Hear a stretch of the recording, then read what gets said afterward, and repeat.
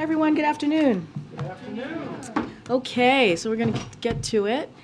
This evening, the President will welcome community leaders, lawmakers, students, educators, and hundreds of others to the White House for a historic Juneteenth celebration concert on the South Lawn. You probably are hearing a little bit of the sound check right now. In 2021, President Biden signed bipartisan legislation establishing Juneteenth as the nation's newest federal holiday since Dr. Martin Luther King Jr. Day, nearly 4 decades ago. Establishing Juneteenth as a federal holiday was only the beginning of the Biden-Harris administration's efforts to ensure that America lives up to its highest ideals.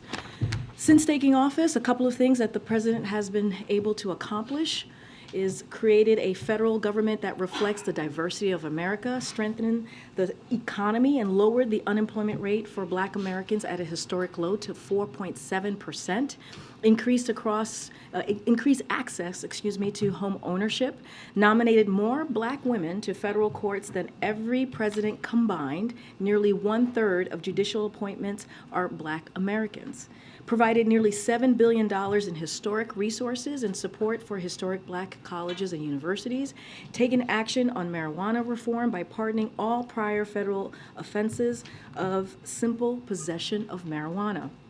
Ensured everyone has access to clean drinking water by replacing lead pipes and modernizing bridges, roads, ports, and airports as well. Lowered the prices of prescription drugs and energy costs for seniors through the Inflation Reduction Act, restricted the use of chokeholds, and signed an executive order for accountable and effective policing when Senate Republicans blocked legislation from reaching the president's desk.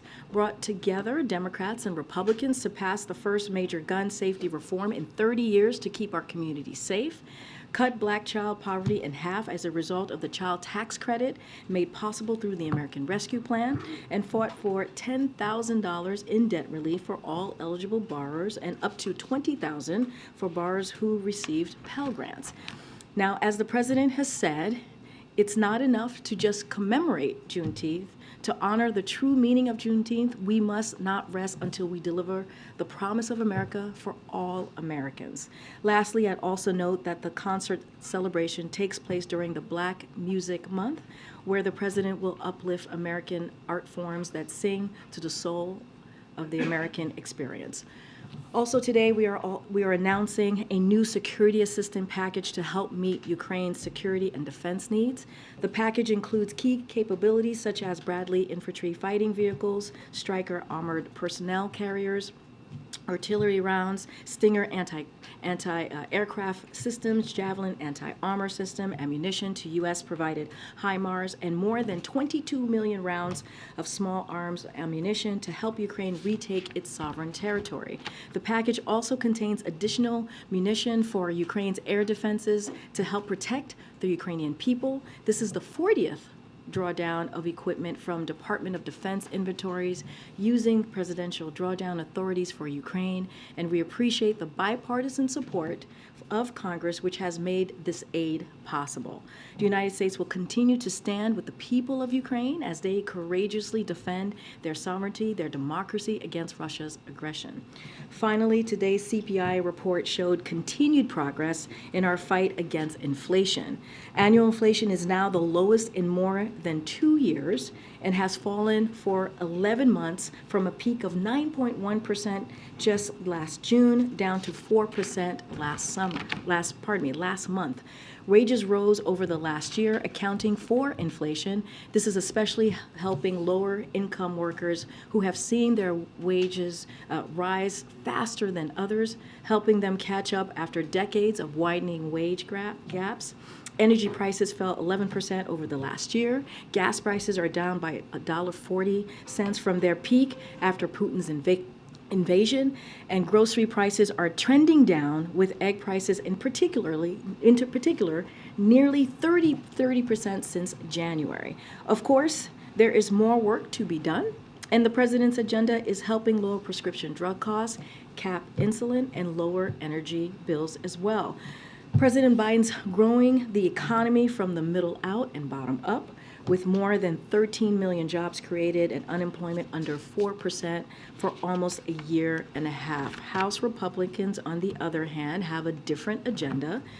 Their approach is trickle-down approach. Today, they are marking up their tax cam 2.0, which would give handouts to rich special interests and big corporations that would increase the debt by hundreds of billions of dollars, while also repealing investments that are fueling our manufacturing resurgence, creating jobs, and lowering energy costs for working families. With that, Josh, the floor is yours. Thanks, Karine. 3 subjects.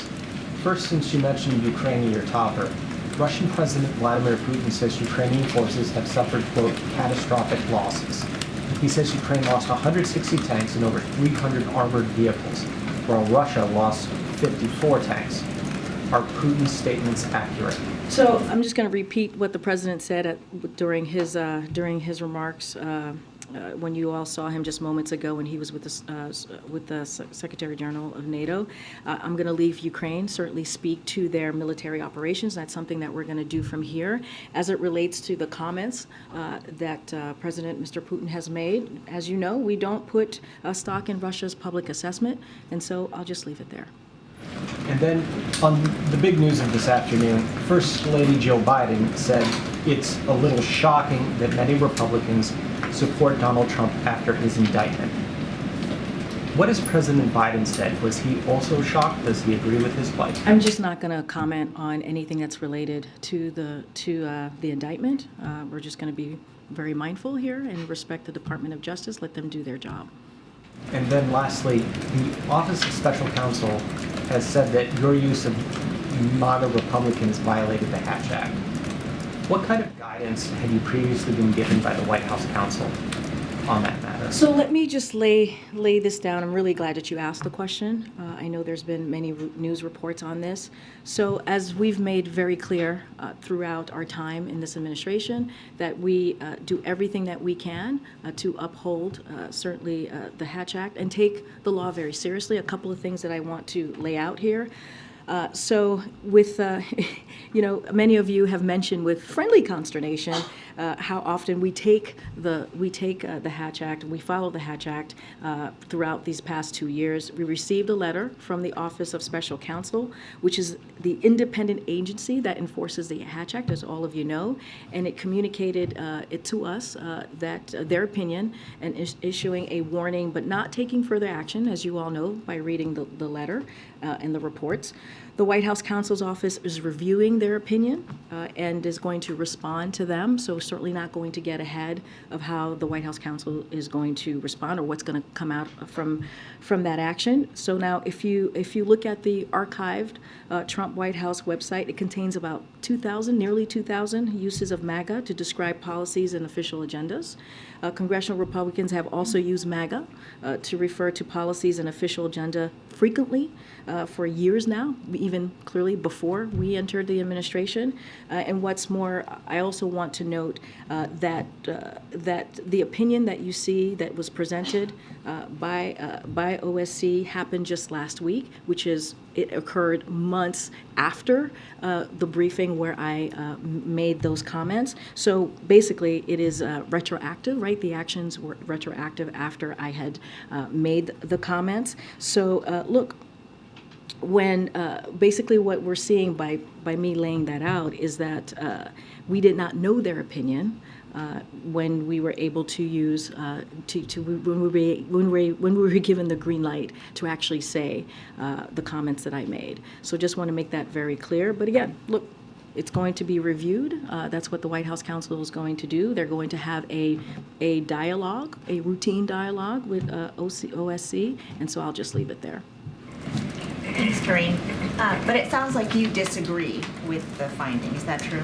No, what I'm saying is that we got this letter last week, and it was retroactive, right? The letter was retroactive. The comments that I made was months prior, And so we didn't know that was the opinion months prior when it was said.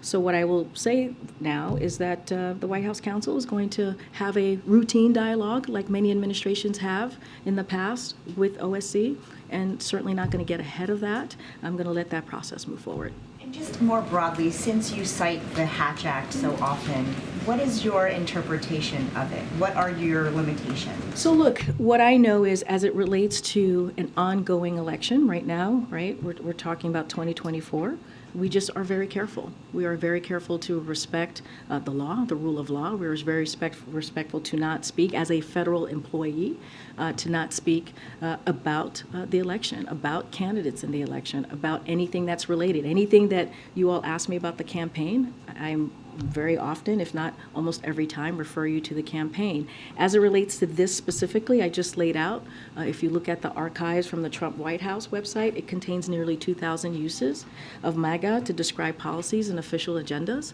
right? And congressional Republicans have used that word multiple times to describe their policies and official agenda as well.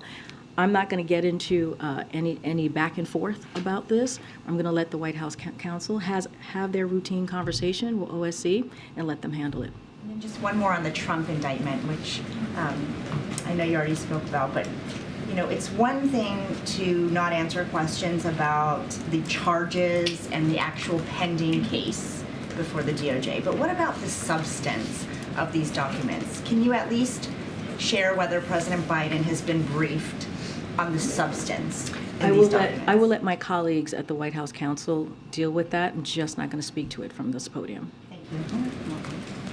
Welcome to the briefing room. Thank you, Karine. Just a little bit of a clarification on the Trump indictment. You have been clear that you don't want to politicize the indictment, but the president's opponents have accused him of weaponizing the DOJ. So just to be clear, can you say categorically that President Biden was not involved or influenced at all any of the decisions into indicting President Biden? Not at all. He was not involved. The president has been very, very clear. The Department of Justice is independent. He wants to restore the independence of the Department of Justice, and that's what you have seen. That is why we have been very, very consistent. When it comes to criminal cases, we just do not comment. Has the president been briefed on any security concerns around the former president's court So appearance? I was asked this yesterday, so was my colleague from NSC. The Admiral was asked this question when he was at the podium, and he laid out, right, and I laid out, he normally gets an update from his national security team and also his intelligence team on a daily basis, and that's usually where he gets his update. I cannot speak beyond that. Any additional requests for security? Can't speak to anything beyond any request. All I can say is that we are prepared. One final question. Is the assessment of the White House that inflation has finally peaked? So look, I know that I know the CPI data came out today, as I just laid out this morning. Look, so what I will say is that we're making progress on fighting inflation, and that's good news. That's good news for hardworking families. That's incredibly important that we see that, and we're seeing that in this data. And I kind of said this at the top, but I'll reiterate it here. Annual inflation is at the lowest level that we have seen in more than 2 years. That's since March of 2021, and it has fallen for 11 months, and in less than half of what it was this past June, the June before this one, clearly. And wages has rose over the last year. So all of that is important. Gas prices is down by $1.40. That's because of the work that this president has done. If you think about his investment in America, if you think about his economic policy, how he wants to make sure that we're building an economy that builds from the bottom up, middle out, that is what you've seen. And I have said, and he has said many times, when it comes to his economic policy, lowering costs is his number one priority. So this is important. We're fighting inflation. We're seeing progress, and this is going to be incredibly important for Americans across the country. So just to continue on inflation, we'll get another one after that. One of the components of the inflation data showed that rent prices are still sticky. They're just not responding the way that you hoped that they had. It's starting to remind some people of the comment that inflation was going to be transitory. So for a long time, the expectation has been that housing prices and rental prices would come down, and they just haven't. Are you starting to get worried that they're not going to come down, or what the implications are, and what can you do So, look, we know, and it's a good question, we know housing affordability is a challenge for families.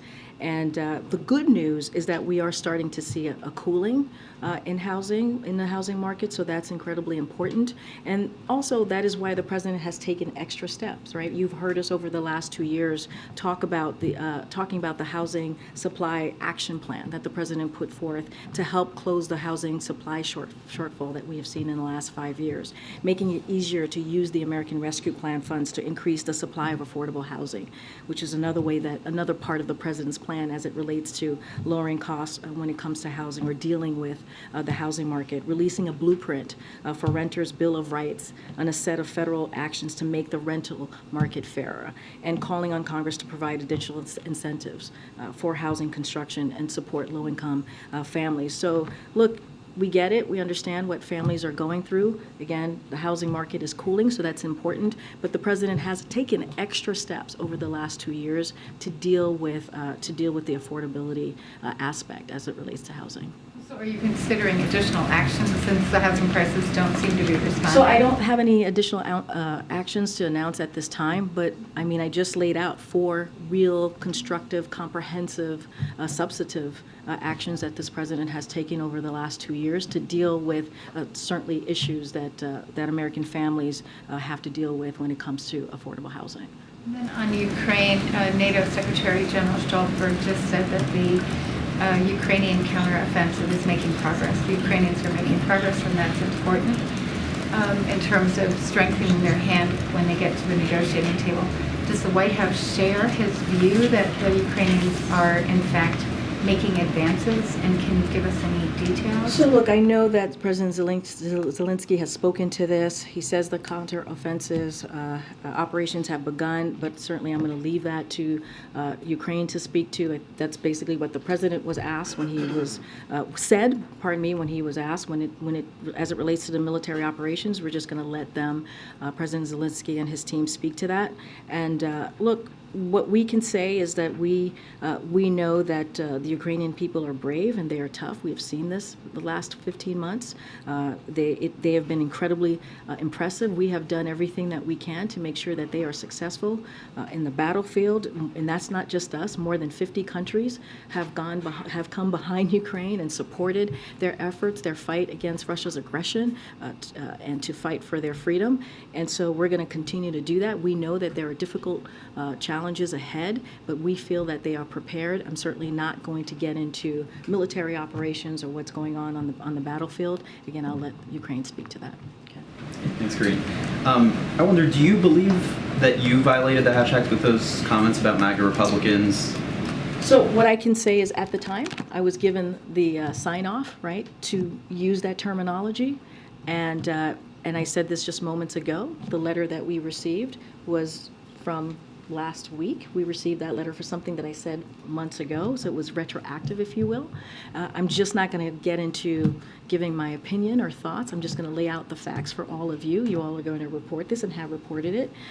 And we're going to have a routine conversation, not myself, but clearly the White House counsel is going to have a routine conversation with OSC to talk about this. I'm just going to leave that there. It's a term that you, but also the White House press shop has used a lot in paper statements and everything else. So are you guys going to continue to use that terminology going forward? So look, I'm not going to get ahead of what the outcome of this might be. The White House counsel certainly is reviewing the opinion, and they will have a routine conversation with OSC, as they should. This is going to be an ongoing process. As you stated, we have used this term many times before. It's nothing new in the context, and the way we use it is in the context of talking about their policies and in talking about their values.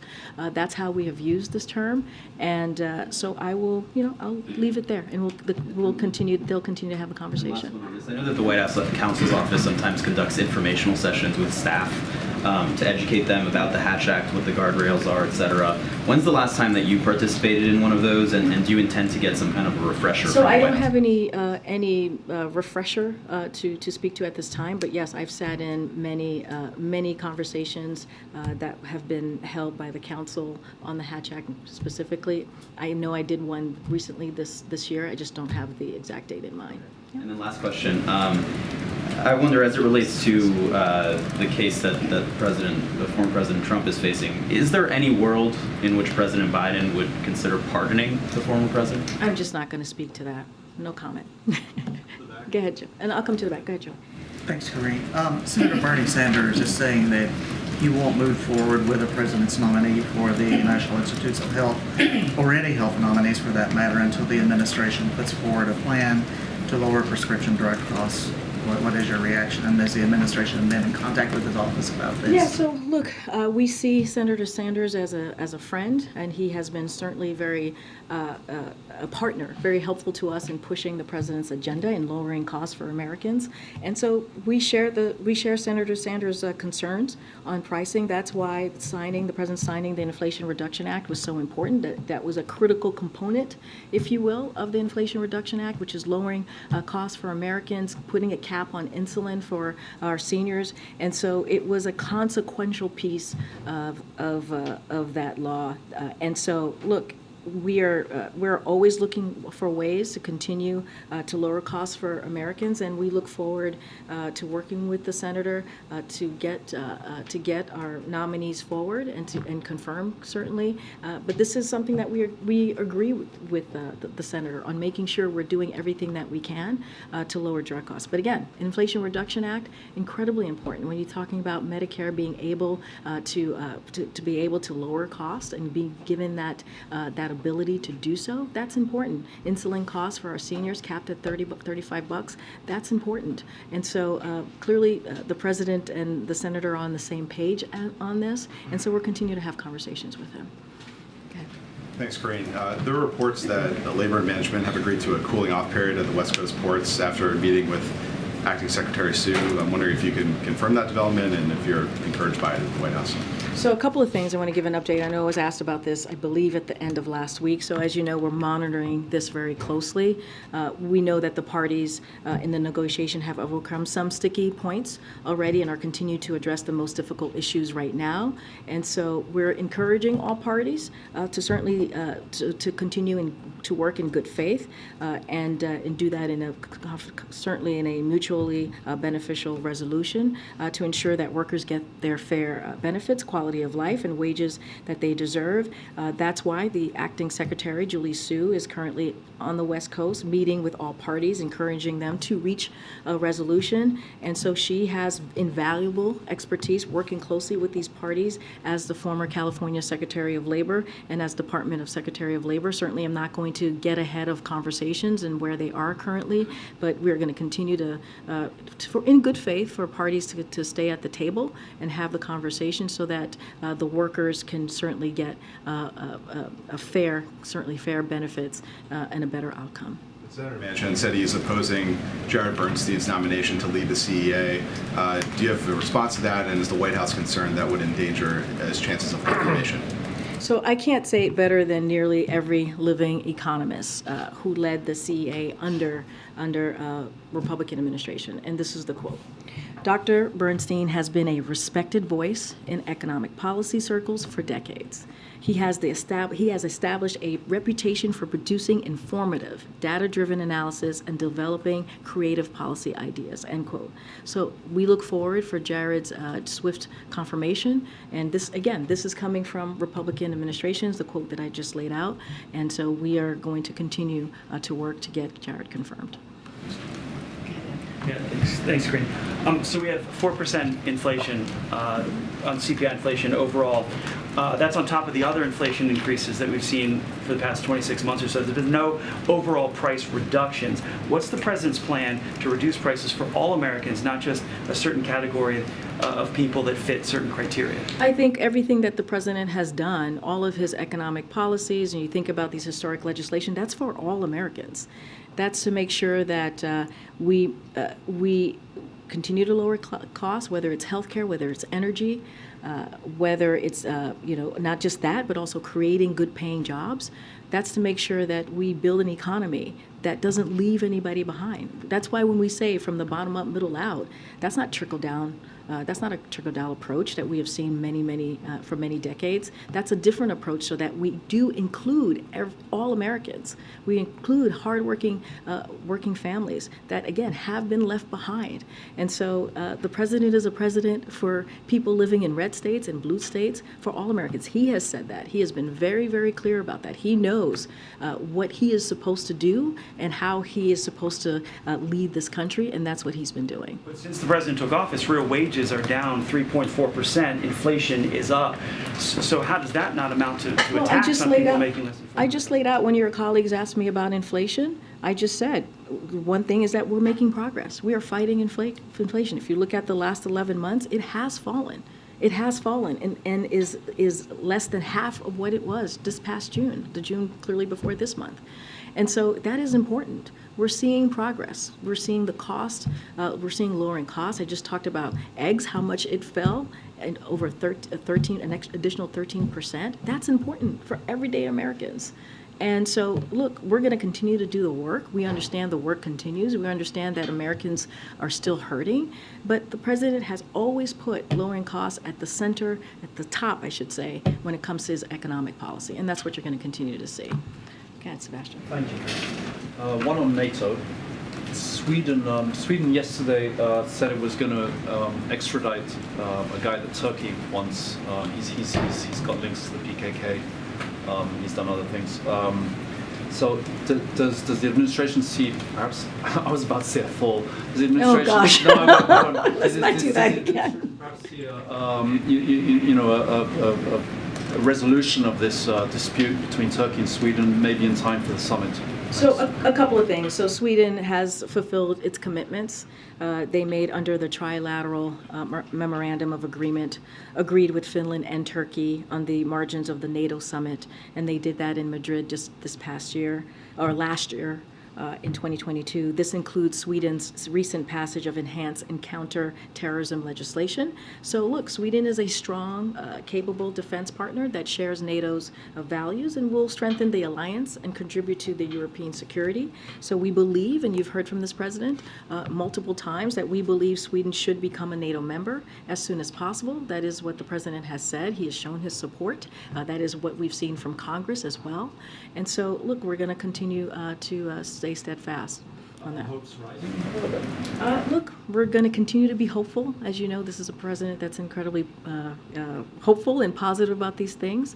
And so we believe that, again, they are strong, capable defense partner that share the values of the NATO alliance. And so I think that's important. And a very quick Trump one, if I might, not a legal one, anything like that. The president, as the president, is president for everybody, obviously, and he's going to be running for re-election, asking for the votes from everybody. You've got somebody who is leading a movement which is almost based on saying that every single thing that is happening now in this administration is illegal and, literally, I mean, they say communists are taking over the country, etc. I mean, you could make a long list of things they're saying, very extreme things.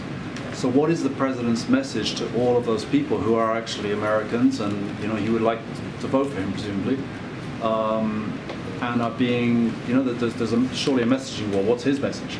Well, I just took a couple of questions from your colleagues about the Hatch Act in 2024. So I'm going to follow the law and be very careful and not talk about the Hatch Act, and we're going to respect it and do everything that we can to do that. What I will say more broadly, and I'm going back to when the president ran in 2020 and what he ran on, right? He ran on bringing the country together. He ran on fighting for the soul of the nation, and that's what the president has been doing for the last 2 years. He believes that is important to bring everybody together. As you just stated in your question, he's a president for everyone, red state, blue state, it doesn't matter. He understands what it means. He was vice president, right? He's been a senator, so he understands what that means, what it means to be a president of these United States. So it's very important that he continues to do that, continue to bring the country together. You've heard him talk about this, really make critical, important speeches on this very point, and so that's going to continue to be his message, bringing the country together. You hear him talk about possibilities. You hear him talk about the future of this country, and how we need to continue to live up to our greatness. And so that's what you're going to hear. That's going to be the message to this to the American people. That has not changed, and so I'll leave it there. Go ahead. Oh, I'm sorry. I'll come to that. Karine, thank you. Would the president ever accept spending levels lower than those included in the debt ceiling agreement? And how does he respond to a criticism that other Democrats have communicated that Speaker Kevin McCarthy is now sort of reneging on the deal by communicating, in his words, you always have to remember with appropriation levels, that's your cap. You can always do less. So look, I'm not going to get ahead of the appropriations process. We expect Congress to certainly to abide by the bipartisan budget agreement that we both sides came to the table for, and that's including the agreed to adjustments. So certainly not going to get ahead of that. We made a deal, and we will uphold our end of this deal, and so they need to uphold theirs. And so I'll just leave it there. It's just as simple as that. That is what this agreement was all about. That is what the president signed into law. It's about the American people. It's about delivering for their needs. It's about making sure that we have a budget that's fiscally responsible. That's what we were able to do in a bipartisan way. And so we are going to uphold our part, and we expect them to do the same. The president just met with Jan Stoltenberg in the Oval Office. Did the president end their visit today, or was he expected to? Perhaps you weren't in there for the entire time, to ask Jan Stoltenberg to stay on past the expiration of his term this October. So look, the president hasn't made any decision yet on that process. I'm certainly not going to get ahead of the president on this, but we've been very clear that we believe the Secretary General has done a fantastic job, a really wonderful job during this difficult time, this history-making time, with the war in Ukraine being one of them, and how NATO has come together in a way that we haven't seen in a very long time, the strength of NATO. And so we appreciate his efforts and his hard work the last 2 years. I'm just certainly not going to get ahead of the president. There's reporting right now that the CIA warned the Ukrainian government not to attack the Nord Stream gas pipelines last summer after it obtained detailed information about a Ukrainian plot to destroy that main pipeline between Russia and Europe right now. I'm not asking you to confirm that specifically, but has President Biden, as he said to us previously, that he spoke directly to Volodymyr Zelensky and told him that the F-16s, or was reassured that Zelensky would never use the F-16s to target anything inside Russian geographic territory? Has the president ever communicated to Volodymyr Zelensky that he expected Ukrainians at no time to target anything with any weapons beams inside Russian geographic territory? So the president has been really clear. He spoke to this before. Jake has spoken to this. The admiral has spoken to this. Pipeline? Look, I can't confirm anything about the pipeline. That is not something that I can do. But if That it was is inside Russian well, territory, that would is count. that is something that the CIA, certainly I would refer you to them. I'm not speak to any communication that may or may have not happened. So I'm just going to be really clear. But more broadly, we've been very clear about how we see the use of weapons that should be used within Ukraine, and certainly not in Russia. We've been very clear about that. But as it relates to the pipeline, I just can't speak to that. That is something that the Brittany CIA. Griner, the Phoenix Mercury come to D.C. this Friday. What plans does the president or vice president or first lady or whomever have to meet with her or host here at the White House? I don't have anything to preview at this time on any meeting. That it may occur. I don't have anything for you. As you know, and I think we reported this out during the White House Correspondents' Dinner, the president, and we did report this out, met with, had a side conversation with Brittany and Sherelle. It was an important moment between the families, because the First Lady was there. I just don't have anything beyond that to share about a meeting with Brittany. Get Annie. Thanks so much. Jared Bernstein, just following up on my colleague's question about Jared Bernstein, the vote is occurring now in the Senate. Just curious, if the Vice President was on standby to break a potential tie in that vote, and also if you could just sort of speak more broadly, given the kind of things that economists have said about him, why you think it's such a nail biter right now. You would have to speak to the respective senators on that. I can't speak for them.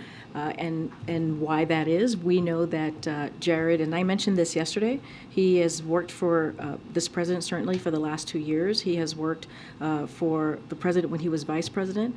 He is well respected amongst economists, amongst this president, and we're going to continue to do everything that we can to make sure he gets confirmed. He's been to this briefing room many times before, so you know how well versed he is in the economy as an economist.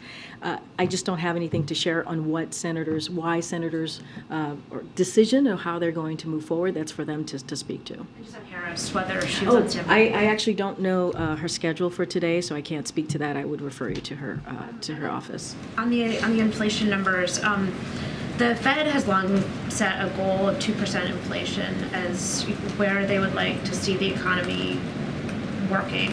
And I'm curious, there's been debate about whether that's a reasonable goal and whether that's the right place for inflation to end up. Can you say where you believe the White House thinks inflation should be? Like, what is the percentage that the White House sees a healthy economy? So I'm not going, I know you mentioned the Fed, going to be very careful, not going to comment on any monetary policies that the Fed makes. They are an independent agency, so we are incredibly mindful of that, and we are incredibly respectful of that. As far as inflation and where it needs to be, I'm just not, that's something that certainly the economists can speak to. I'm just not going to speak to that from here at this time. Thanks, Karine. Just want to clarify your answer on the Hatch Act. So until the White House counsel's office makes its opinion, should we expect not to hear you use MAGA from the podium? I've been very clear. I don't have anything to add. You had said that you're waiting for them to make their opinion, so I just wanted to know in the interim. I've answered that question. Okay.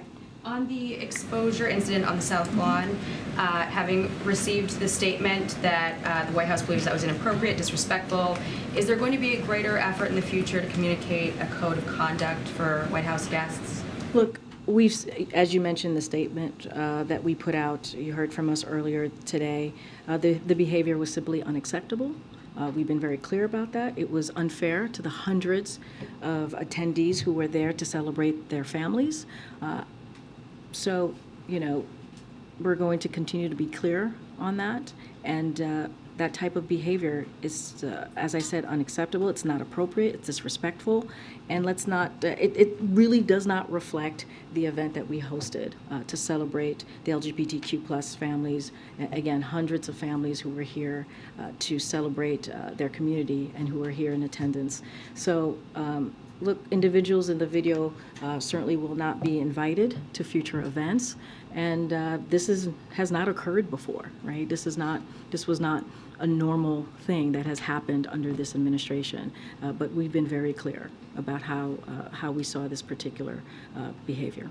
There's been some criticism also of the White House, the flag placement, the pride flag violating the U.S. flag code.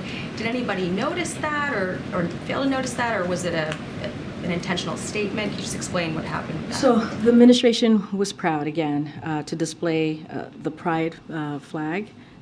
It was a historic event at the White House.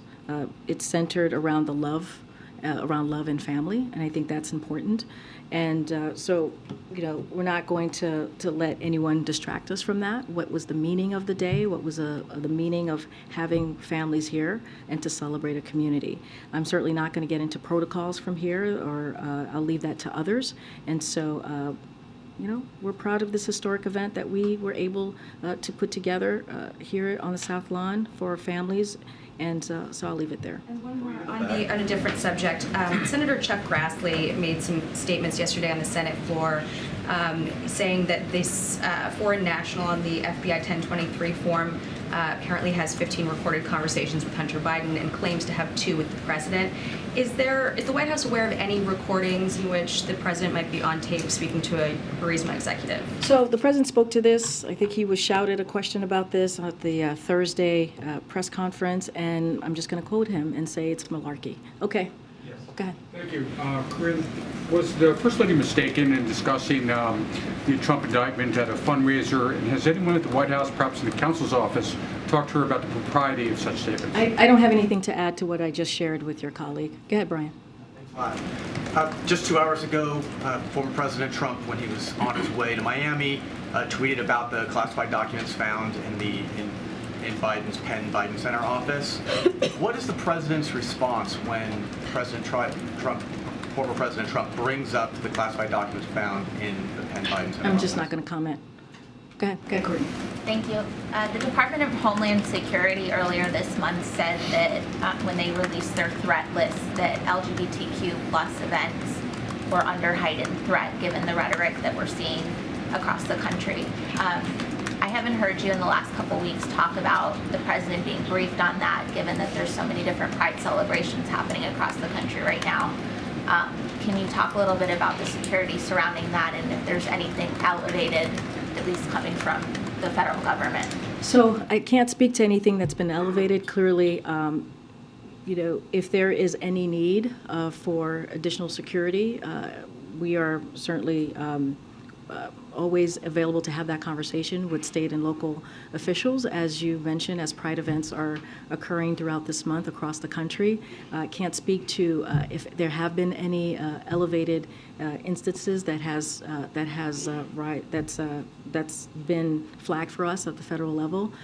But certainly, this is something that we believe that it's important for LGBTQ plus community to feel safe as they are celebrating during Pride Month, which is one of the reasons why we had an event, a historic event right here on the South Lawn on Saturday. Just don't have anything additional to add to any elevated security or elevated additional assistance that we may be providing.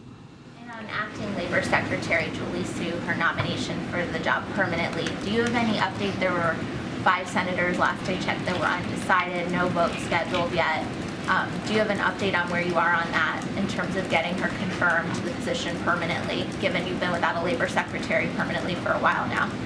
So just a couple of things. I do want to give an example of what we've been doing to assist in Julie Su's confirmation. So each night, senior White House officials join a war room call to ensure we are continuing to make progress on Su's nomination. This call continued throughout the negotiation over the budget agreement. Very recently, outside groups forcefully and vocally made the case for Su's nomination, including 55 labor unions, which joined together recently on a call on senators to support Su's confirmation. In recent days, top White House and administration officials have launched a full court press engaging senators whose vote will be key to Su's nomination, as well as House members who can help build support.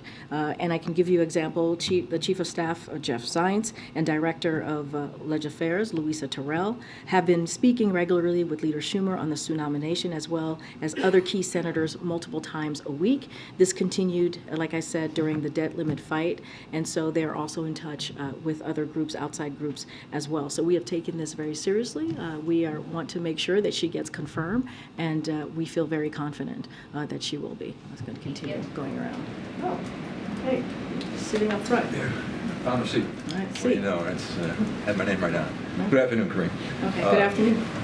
Just hours ago, Senator Tuberville tweeted, quote, "Having biological males in women's sports is unsafe, unfair, and wrong." And earlier this year, 72 elite female athletes signed an open letter saying forcing female athletes to compete against biological males is not only unfair, it is discriminatory and illegal. So in the light of this administration's proposed changes to Title IX, does the White House worry about the physical safety of females directly competing against males in sports? So look, this is a complicated issue. It is. And there are a wide range of views, as you just laid out. The Department of Education proposed a rule that gives schools the flexibility to establish their own athletic policies while establishing guardrails to prevent discrimination against transgender kids. And so I also want to make clear that this is a proposed rule, and members of the public have the ability to provide comment as part of the rulemaking process. And so any additional questions that you may have of this proposed rule, certainly I would refer you to the Department of Education, but we do understand this is a complicated issue. What would the president say to parents out there who have daughters, let's say in high school, for example, who are worried that their daughter may have to compete against a male, a person born male, and there could be directly in physical athletic competition and worry about their daughter's safety? So look, what you're alluding to is basically saying that transgender kids are dangerous. It sounds like that's what you're saying. Well, you're saying that their safety is at risk. Yeah, but you're laying out a broad example or explanation of what could potentially happen. A broad example explanation. That is dangerous. That is a dangerous thing to say. That essentially transgender kids we're talking about are dangerous. And so that's something that I have to call out. And that is irresponsible. I had just laid out how complicated this issue is. I had just laid out why it's complicated. And so anything that you have any additional questions, I refer you to the Department of Education. I'm going to move on. I know there are other people. Go ahead, Tam. Go ahead, Tam. Go ahead, Tam. No, I mean, you could read your question in a transcript once you get it. Go ahead, Tam. Senator J.D. Vance is saying that he is going to hold all future nominations from the Biden department for the Biden Department of Justice. So all nominees to DOJ other than the U.S. Marshal Service. Does the White House have a response to that? And do you know how many nominees are outstanding? I don't have a response to that. I know that we will continue to work with Congress, senators, and specifically on getting our nominations through. It is important to the president. It is important to the American people. I have not really talked to the team about this particular Senator J.D. Vance, so I just don't have anything to share. We are committed. We are very much committed in getting our nominees through. Okay. I haven't taken yours now. Thank you. I'm just wondering if, because the event that is about to take place in South Florida that some folks may be paying attention to, no one is actually going to see that other than the people who are in the courtroom. There's not going to be still photographers. And so I'm just wondering where the president stands currently on cameras in federal courtrooms and photography in federal That is courtrooms. up to the federal court. I'm just not going to speak to that. I'll see you guys tomorrow. Thank you, everybody.